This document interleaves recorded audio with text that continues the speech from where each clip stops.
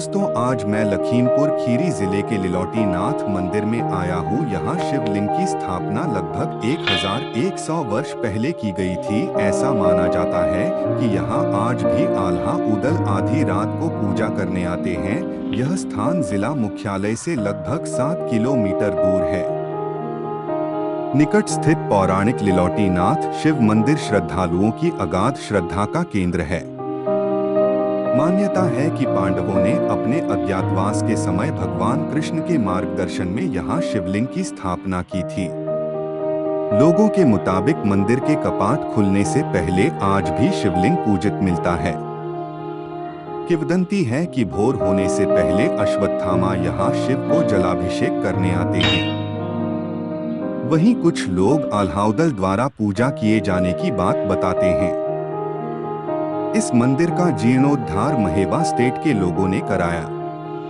यहाँ श्रावण मास में मेला लगा रहता है।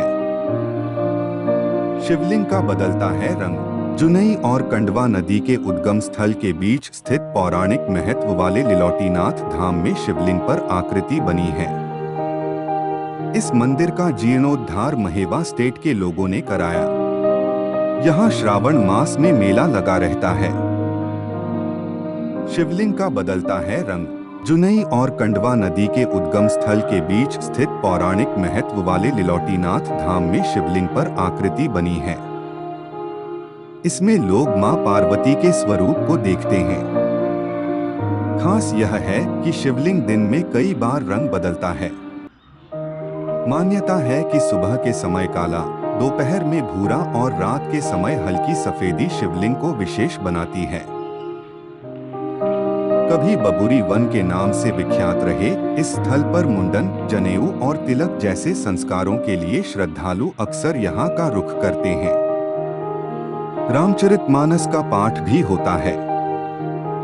अमावस्या के दिन संगम में डुबकी लगाकर श्रद्धालु अपने को धन्य मानते हैं।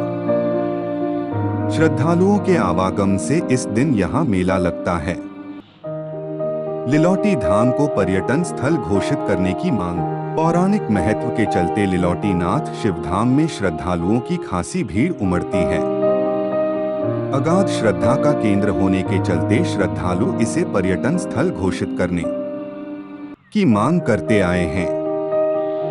महंत मोहन गिरी के मुताबिक हाल ही में जीर्णोद्धार के लिए जिले के एक पूर्व सांसद ने पहल भी की थी, पर वह पहल भी सर्वे तक सीमित रही। महंत इसे पर्यटन स्थल के रूप में घोषित करने की मांग करते रहे हैं।